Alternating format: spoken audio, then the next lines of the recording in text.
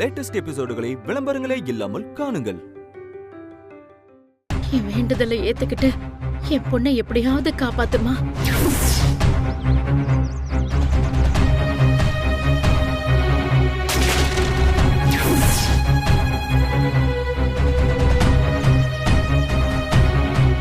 முதல்ல தழி.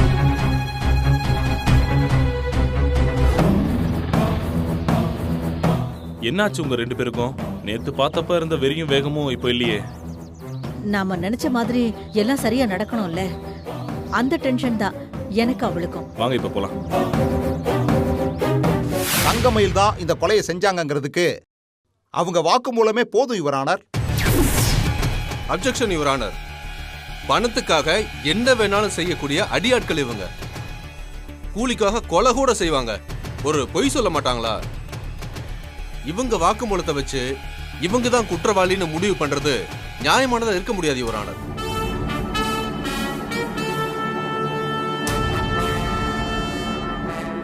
எதிர்கட்சி வக்கீல் தன்னோட கிளையண்ட்டை காப்பாற்றணும்னு ரொம்பவே துடிக்கிறாரு யுவர் ஆனர். ஆனா ஒரு அடிப்படையான விஷயத்த மறந்துட்டாரு. காலங்காலமா சாட்சியையும் ஆதாரத்தையும் வச்சுதான் நாம குற்றவாளியை முடிவு பண்றோம். சாட்சியவே சந்தேகப்பட ஆரம்பிச்சா எந்த கேஸுமே முடிவுக்கு வராது யுவர் ஆனர்.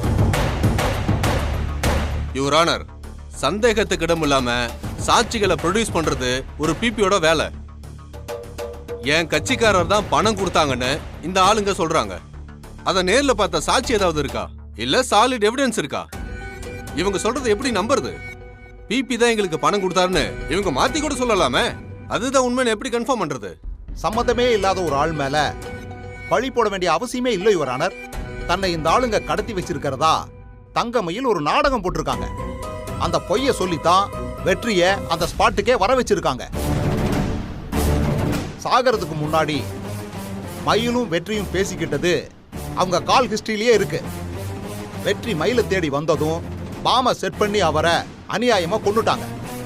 தான் மேல சந்தேகமே வந்துடக்கூடாதுன்னு சொல்லிதான் இவங்களும் காயப்பட்ட மாதிரி நடிச்சிருக்காங்க. இல்ல யுவர் ஆனர், ஒரு பொண்ண கடத்துற மாதிரி நாடகம் ஆடி இவங்க ஆளுங்க தான் என்ன பிடிச்சு வச்சிருந்தாங்க. வெற்றிக்கு எப்படியோ விஷயம் தெரிஞ்சு என்ன காப்பாத்துறதுக்காக தான் அங்க வந்தான். பாம் இருக்கிற ரூம்ல தான் அவன் இருந்தான். என்ன தள்ளி விட்டுட்டு அவன் அதுல. Order order. விசாரணை நடக்கும்போது குறுக்க பேசக்கூடாது. உங்களுக்கு வாய்ப்பு கொடுக்கறப்ப தான் பேசணும். நீங்க போலீஸ் டிபார்ட்மெண்ட்ல இருக்கிறவங்க தானே. கோர்ட்ல எப்படி நடந்துக்கணும் உங்களுக்கு தெரியாது?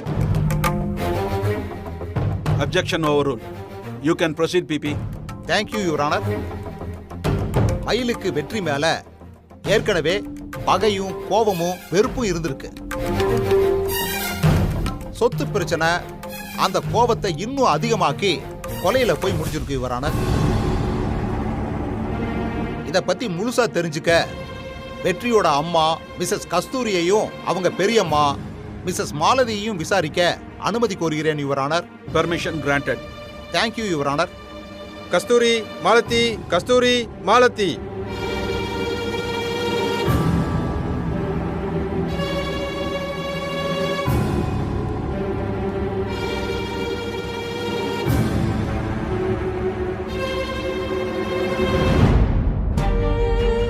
இந்த மனுஷன் இன்னும் காணுமே. கேஸ் போற போக்க பார்த்தா மயிலுக்கு பாதகமா தான் முடியும் போல இருக்கு. அவர் ஏதாவது ஆதாரத்தோட வந்து என் பொண்ணை காப்பாத்துவார்னு பார்த்தா அவர் வர அறிகுறியையே காணுமே. என் பொண்ணு IPS ஆகணும்னு நான் கண்ட கனவு அவ்வளவுதானா? இனி ஜெயில தான் என் பொண்ணு மீதி வாழ்க்கையை கழிக்கணுமா? கடவுளே. உங்க பேரு என்னம்மா? கஸ்தூரி. வெற்றியோட அம்மா சார். உங்க பேரு? மாலதி, வெற்றியோட பெரியம்மா. உறவு முறைப்படி பார்த்தா வெற்றிக்கு தங்கமயில் அக்கா. ஆனா அவங்களுக்குள்ள அக்கா தம்பிங்கிற அன்பும் பாண்டிங்கும் இருந்ததா? இல்ல சார். என்ன காரணம்னு தெரியல. மயிலுக்கு ஆரம்பத்துல இருந்தே வெற்றினா ஆகாது. அதனாலதான் செயினை திருடிட்டான்னு அவன் மேல பொய்யான பழிய போட்டு அவனை அரெஸ்ட் பண்ண வச்சா. ஜெயில போட்டு அவனை சித்திரவதை செஞ்சா. இதே கோர்ட்ல தான் அவன் நிரபராதின்னு நிரூபிச்சு வெளியில வந்தான். வெற்றிய தான் நினைச்ச மாதிரி நிரந்தரமா ஜெயில தள்ள முடியலன்னு மயிலுக்கு ஆத்திரம் சார். அப்பதான் வெற்றி கஸ்தூரி பையன்னு அவளுக்கு தெரிய வந்துச்சு. அதுவே அவன் மேல இருக்கிற கோபத்தையும் வெறுப்பையும் இவளுக்கு அதிகமாக்குச்சு. அவனை கொன்னுடணுங்கிற திட்டத்தோட தான் அவன் மேல பாசம் இருக்கிற மாதிரி நடிச்சு வெற்றிய தான் வீட்டுக்கு கூட்டிட்டு போய் தங்க வச்சிருக்கா.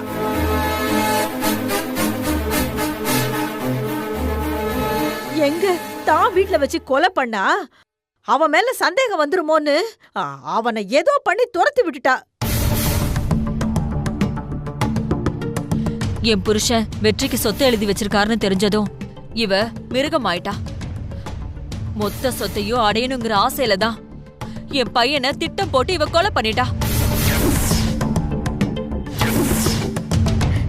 ஐயா, இவளை நீங்க வெளியில விட்டீங்கன்னா எங்களையும் கொன்னுடுவாயா. இவளும் போலீஸ், இவ அப்பனும் போலீஸ். அதனால இவங்க 2 பேரும் சேர்ந்து எங்களை என்ன வேணாலும் செய்வாங்க. அதனால நீங்க நல்ல தீர்ப்பு சொல்லி இவங்க கிட்ட இருந்து எங்களை காப்பாத்தணும் ஐயா. இல்லனா எங்களுக்கு சாவறத தவிர வேற வழியே இல்ல.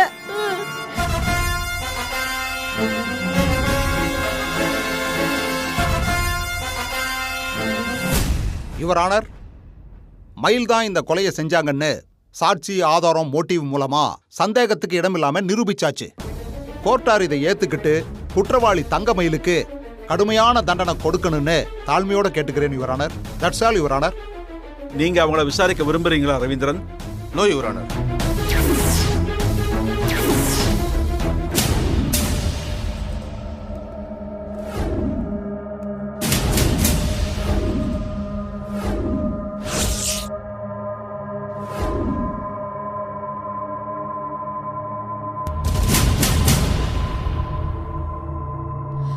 ஐயா, ஒரு நிமிஷம். இவ்வளவு நேரமும் நானும் அக்காவும் சொன்னது எல்லாமே போய்.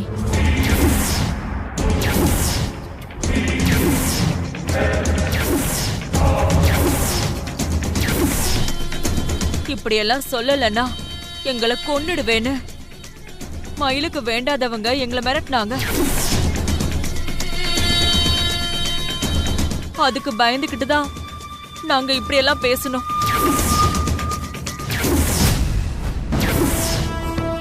ஆமாங்க ஐயா, பொய் சொல்லி ஒரு அப்பாவிய மாட்டி விடுறோமேன்னு எங்க மனசாட்சி உறுத்துச்சு. அதனாலதான் உண்மையை சொல்லிடலான்னு முடிவு பண்ணிட்டோம். என்னமா நினைச்சிட்டு இருக்கீங்க நீங்க 2 பேரும்? மாறி மாறி பேசி ஏன் கோர்ட்டோட நேரத்தை வீணடிக்கிறீங்க? இப்ப நான் சொல்றதாயா நிஜம். மயிலு மேல எந்த தப்பும் இல்லைங்கய்யா. அவளை கொல்ல நாங்க தான் அந்த ஆளுங்களுக்கு பணம் கொடுத்தோம்.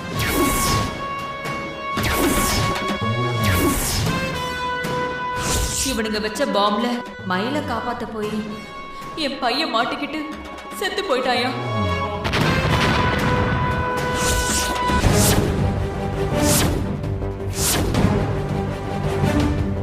அவன் செத்து போனதுக்கு நாங்க தாயா காரணம், மயில் இல்ல.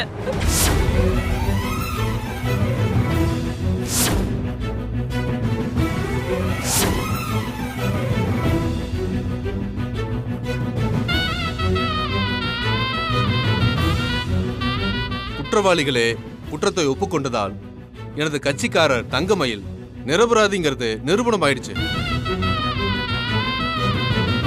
எனவே எனது கட்சிக்காரர் தங்கமயிலை விடுவிக்கும்படி தாழ்மையுடன் கேட்டுக்கொள்கிறேன் யுவர் ஆனர்.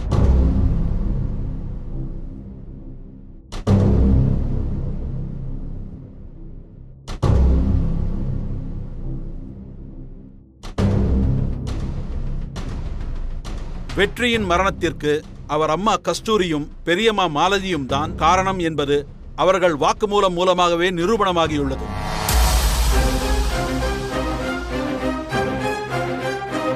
கொலை குற்றத்தில் ஈடுபட்ட இந்த இருவருக்கும் 15 ஆண்டுகள் கடுங்காவல் தண்டனை அளிக்க வேண்டும் என இந்த கோர்ட் உத்தரவிடுகிறது.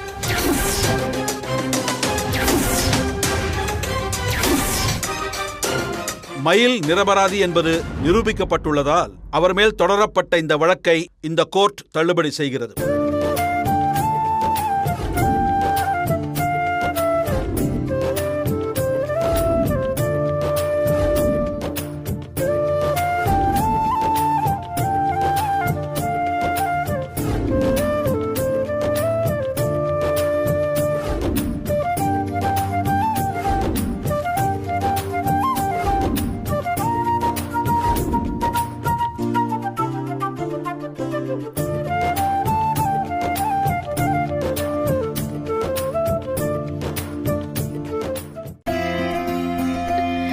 அம்மா.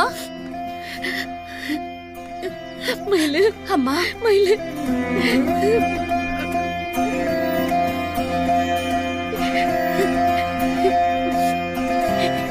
எனக்கு இப்பதான் நிம்மதியா இருக்கு. உள்ளே இருந்த வரைக்கும் என் உசுறு என்கிட்ட இல்ல. அந்த கவர்மெண்ட் வக்கீல உனக்கு எப்படியாவது தண்டனை கிடைச்சே ஆகணும்னு, சாட்சி இருக்கு, ஆதாரம் இருக்குன்னு அடிக்கிட்டே போறாரு.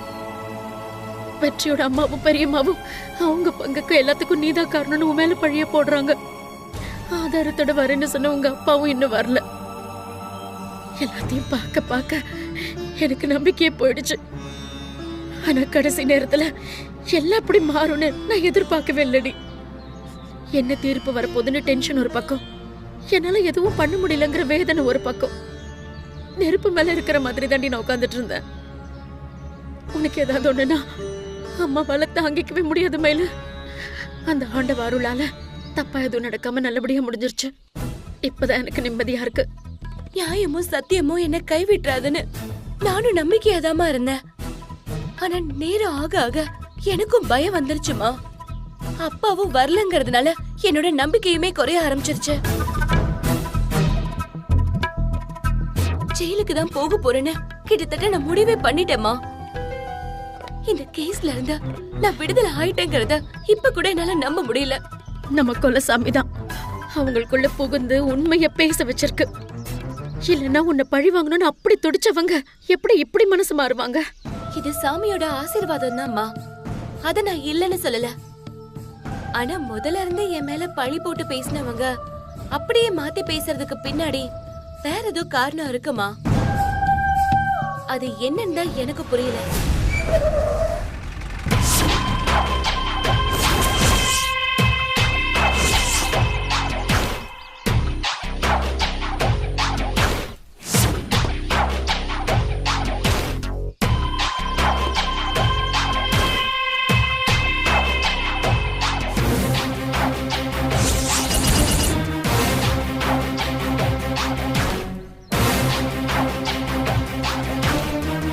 என்னங்க நீங்க இவ்வளவு நேரம் எங்க போயிருந்தீங்க?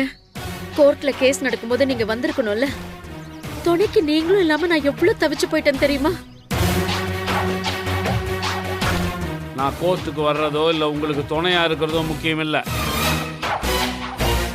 நான் உண்மையை நிரூபிச்சு நம்ம பொண்ணை விடுதலையாக்குறது தான் ரொம்ப முக்கியம். அதுக்கு எது தேவையோ அதை செய்யத்தான் போயிருந்தேன். எனக்கு புரியலப்பா, என்ன நடந்துச்சுன்னு சொல்லுங்க. கஸ்தூரியும் மாலதியும் மனசு திருந்தி புத்தி தெளிஞ்சு நடந்ததெல்லாம் சொல்லமா.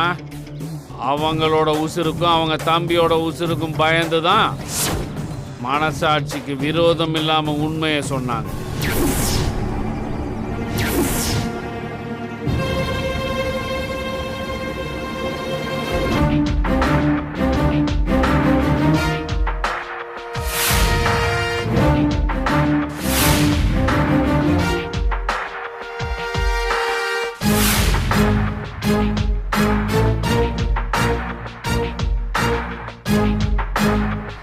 யோ, ஏன் எங்களை இப்படி கட்டி போட்டிருக்க? கட்டின பொண்டாட்டி அவ குடும்பத்தையே பாம்பு வச்சு கொல்ல பாக்குறியே, நீ எல்லாம் மனுஷனாயா? என்ன இந்த முடிவுக்கு வர வச்சதே நீங்க தாண்டி. என் போலீஸ் வாழ்க்கையில நானும் எத்தனையோ கொலைகாரங்களை கிராஸ் பண்ணி வந்திருக்கேன். ஆனா உங்களை மாதிரி ஈவு இறக்கமே இல்லாத படுபாவிகளை இப்ப தாண்டி பாக்குறேன்.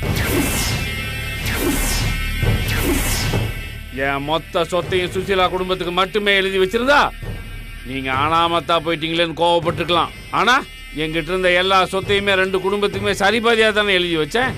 அதை புரிஞ்சுக்காம மயில் மேல கோவத்தை வளர்த்துக்கிட்டு அவளை கொல்ற அளவுக்கு போயிருக்க.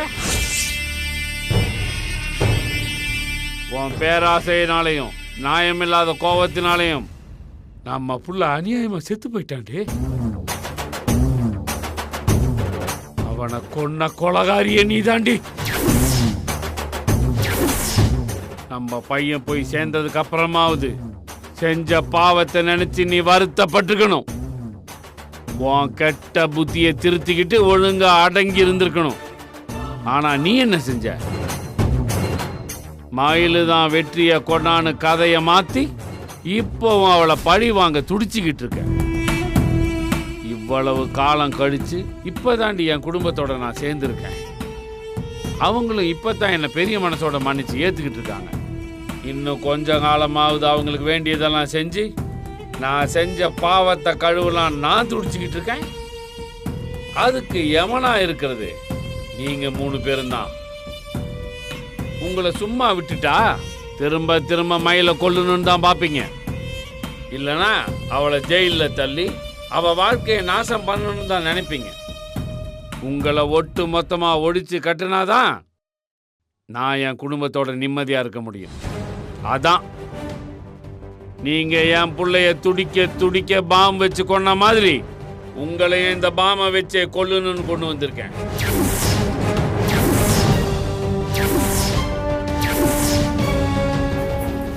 அந்த குடும்பம் வாழணுங்கிறதுக்காக எங்களை கொல்லணும்னு பாக்குறியே, இது எங்கேயாவது அடுக்குமாயா? என்ன இந்த முடிவை எடுக்க வச்சதே நீங்களாம் தாண்டி. கொடுத்த சொத்தை வச்சுக்கிட்டு அமைதியா இருந்திருந்தா 2 குடும்பம் நிம்மதியா இருந்திருக்கும். பாதி சொத்து போச்சேன்னு வைத்தெரிச்சல்ல மயில கொல்ல பாத்தீங்கல்ல, அதனாலதான் நான் இந்த முடிவுக்கு வந்தேன். உலகத்துல எந்த மனுஷனுக்கும் அவன் எப்ப சாக போறான்னு தெரியாது. ஆனா உங்க சாவுக்கான நேரத்தை குறிக்கிற சான்ஸ நான் உங்களுக்கு கொடுக்கறேன். இன்னும் 5 நிமிஷத்துல சாகணுமா இல்ல 1/2 மணி நேரத்துல சாகணுமாங்கிறத நீங்களே முடிவு பண்ணுங்க. மாமா மாமா வேண்டாம் மாமா, எங்களை ஒன்றும் பண்ணிடாதீங்க மாமா. அக்காங்க 2 பேரும் தெரியாம தப்பு பண்ணிட்டாங்க மாமா. அவங்க சார்பா நான் உங்ககிட்ட மன்னிப்பு கேட்கிறேன், ப்ளீஸ் மாமா. மாமா இனிமே நாங்க 3 பேரும் மயில் பக்கமே தலை வச்சு படுக்க மாட்டோம், ப்ளீஸ் மாமா. எங்களால மயிலுக்கு எந்த பிரச்சனையும் வராது மாமா. எங்களை ஒரு தடவை மட்டும் மன்னிச்சு விட்டுருங்க, ப்ளீஸ் மாமா. உன்னை எல்லாம் என்னால நம்பவே முடியாதுடா. நான் ஜெயிலுக்கு போனாலும் பரவாயில்ல, என் பொண்ணு என் குடும்பமும் நிம்மதியா இருந்தா போதும்டா. அதுக்காக நான் என்ன வேணா செய்வேன். வேணாயா, எங்களை விட்டுடுயா, உனக்கு புண்ணியமா போகும். அடியே, நீயும் உன் தம்பியும் தான் கதறீங்க, ஆனா உன் தங்கச்சி இன்னும் முறைச்சுக்கிட்டு தானே இருக்கா. ஏண்டி வாய மூடிட்டு இருக்க? நம்ம எல்லாரோட உசுரும் இப்ப உன் கையில தாண்டி இருக்கு. எங்களால மயிலுக்கு இனிமே எந்த ஆபத்தும் வராதுன்னு உன் புருஷன்கிட்ட சொல்லுடி. இல்லனா இந்த மனுஷன் பாமாவுக்கு நாள் அமைக்கிடுவாருடி. சொல்லுடி, சொல்லி தொலையண்டி, சொல்லண்டி. மயிலு விஷயத்துல இனிமே நாங்க எதுவுமே செய்ய மாட்டோம். தயவு செஞ்சு எங்களை விட்டுரு. தவறு, இந்த உத்தரவாதம் மட்டும் எனக்கு போதாது. நீயும் உங்க அக்காவும் எனக்கு இன்னொன்னும் செய்யணும். வெற்றியோட கொலைக்கேஸ் நாளைக்கு தான் கோர்ட்டுக்கு விசாரணைக்கு வருது. உங்க கூட்டாளி ராமு அங்க வந்து எப்படி பேசணும்னு சொல்லி கொடுப்பான். அவன் சொல்ற மாதிரியே நீங்க பேசக்கூடாது. நாங்க தான் மயில கொள்ள திட்டம் போட்டோம். வெற்றி அவளை காப்பாத்த வந்து தான் செத்து போயிட்டான். அவன் சாவுக்கு நாங்க தான் உண்மையாவே காரணம்னு நீங்க 2 பேரும் ஒப்புதல் வாக்குமூலம் கொடுக்கணும்.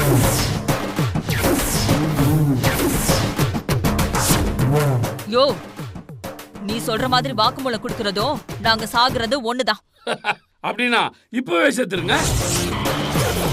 மாமா மாமா வேண்டாம் மாமா, வேணையா வேணையா, இரியா இரு. நான் அவகிட்ட தெளிவா சொல்லி புரிய வைக்கிறேன், இரு. ஏய், ஏண்டி இப்படி புத்தி இல்லாம பேசிக்கிட்டு இருக்கிற? உண்மையை ஒத்துக்கிட்டா நாம உசுரோட இருப்போண்டி. அதுக்காக ஜெயிலுக்கு போய் நரகத்தை அனுபவிக்க சொல்றியா? ஏய், செஞ்ச தப்புக்கு அனுபவிச்சு தாண்டி ஆகணும். 5 வருஷமோ 10 வருஷமோ நமக்கு தண்டனை கொடுப்பாங்க. ஆனா நம்ம உள்ள போய் ஒழுங்கா இருந்தோம்னா தண்டனையை குறைச்சி அவங்களே வெளியே நினைச்சிருவாங்க. பல்ல கடிச்சுக்கிட்டு எப்படியாவது வந்துடலாண்டி. ஜெயிலுக்கு போக பயந்துகிட்டு வாழ்க்கைய முடிச்சுக்கிறது முட்டாள்தனண்டி. இந்த ஆளு சொல்ற மாதிரி செஞ்சிடலாண்டி. சொன்னா கேளு. சொல்லுக்கா. சரி, கோர்ட்ல போய் எல்லா உண்மையும் நாங்க சொல்றோம். உன்னை நம்பலாமா? யோ, எல்லாருக்கும் உசுறு தானையா பெருசு. அத காப்பாத்திக்க நீ என்ன சொன்னாலும் நாங்க செஞ்சுதானே ஆகணும். அவ்வளவுதான்.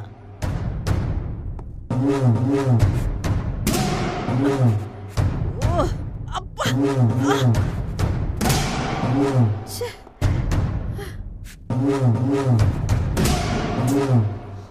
கிளம்பி போங்க. வாடி வாடி.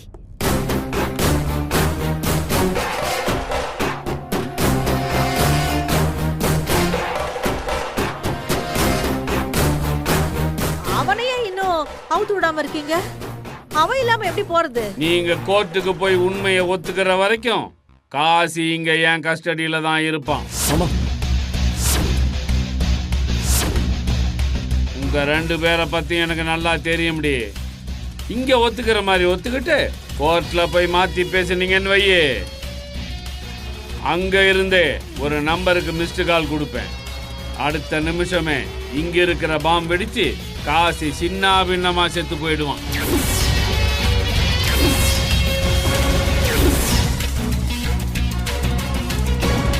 சரி, நீங்க சொன்ன மாதிரி எந்த மாற்றமும் இல்லாம எல்லாத்தையுமே நாங்க ஒத்துக்கிறோம்.